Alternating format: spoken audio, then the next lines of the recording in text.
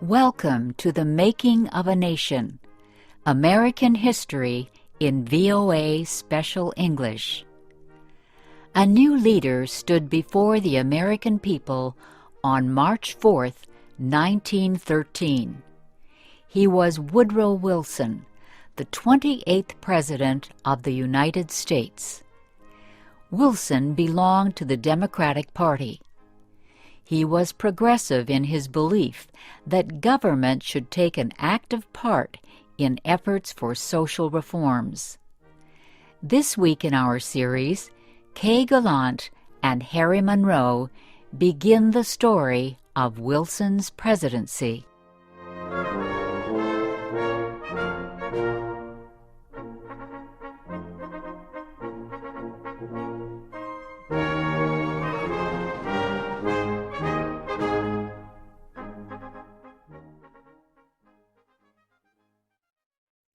Woodrow Wilson had spent most of his life at Princeton University. First, he was a professor. Then he was university president. Next, Wilson was elected governor of the state of New Jersey. His early success as governor made him a leading candidate for the Democratic presidential nomination in 1912. Wilson traveled widely around the country during the campaign. He made speeches to many groups. He tried to make himself and his ideas known to as many Americans as possible. Wilson called his program the New Freedom. One of his campaign promises was to fight for better conditions for America's small business owners. Such proposals helped him win the Democratic nomination for president. Then he defeated President William Howard Taft and former President Theodore Roosevelt in the election. Woodrow Wilson, the former president of a university, had become the president of a nation. The largest crowd in Washington, D.C.'s history welcomed Wilson outside the Capitol building on the day of his inauguration. He called on the American people to join him in making the country a better place.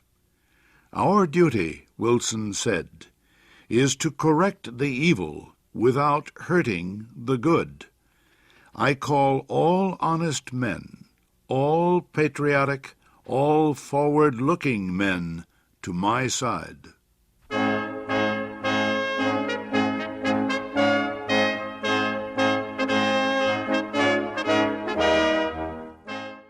Wilson wasted no time.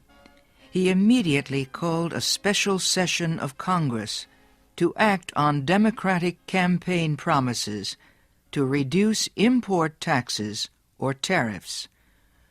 Wilson felt strongly about the need to reform these taxes.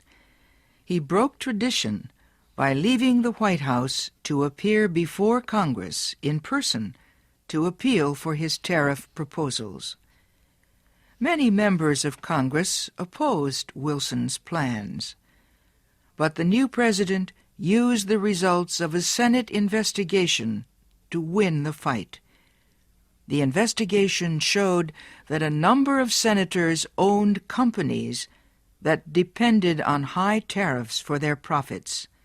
The votes of these senators were influenced by their property holdings. Public knowledge of the situation forced many of them to give up their holdings and stop resisting tariff reform.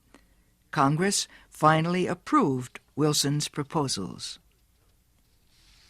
Lower tariffs reduced the amount of money taken in by the federal government. So the Senate also approved a tax on income or earnings. A constitutional amendment had been passed earlier to permit such a tax. President Wilson and the Democratic Party were pleased with the new tariff and income tax bills. But they were far from finished. Next, they turned their efforts to reform of the banking industry. For several years, many people had recognized the need for changes in the banking system. The old system of uncontrolled private banks had developed years earlier, before the United States became a major industrial nation. Many people agreed that a more modern system was needed, but they could not agree on details. President Wilson said control of the nation's wealth was held by too few men.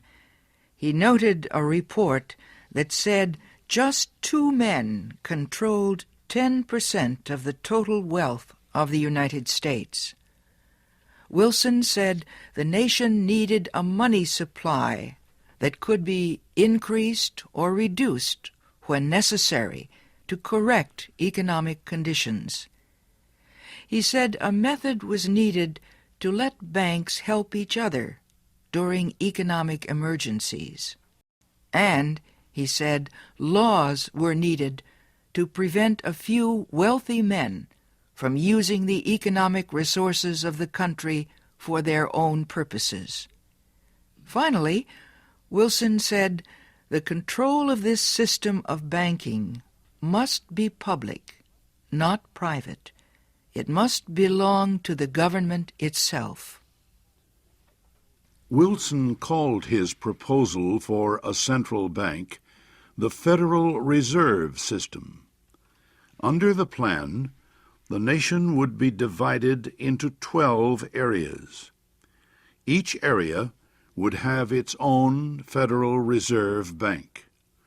These area banks would not do business with the public. They would serve only as bankers' banks, and they would issue a new form of money supported by the federal government. Most important, the leaders of the new system would be chosen by the government, not by private business.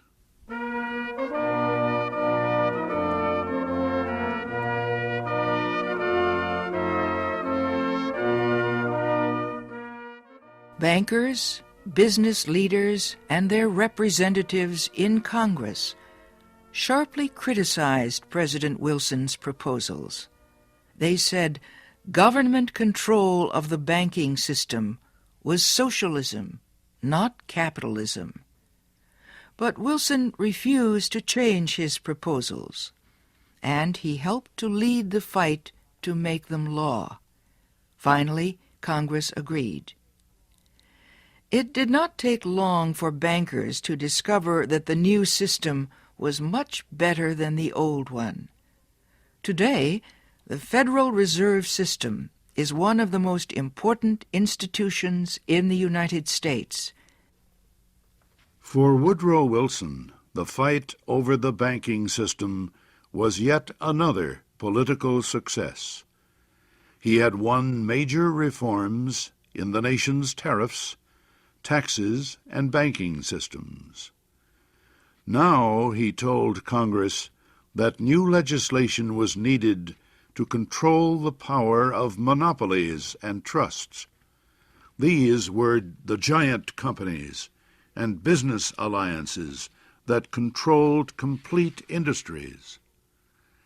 Wilson proposed a new antitrust law to control the actions of large companies. His supporters in Congress wrote a bill that listed a number of business activities that no longer would be permitted. For example, no longer could a company set prices that would reduce competition or create a monopoly. No longer could corporations buy stocks of competing companies. No longer could they demand that a store refuse to sell competing products.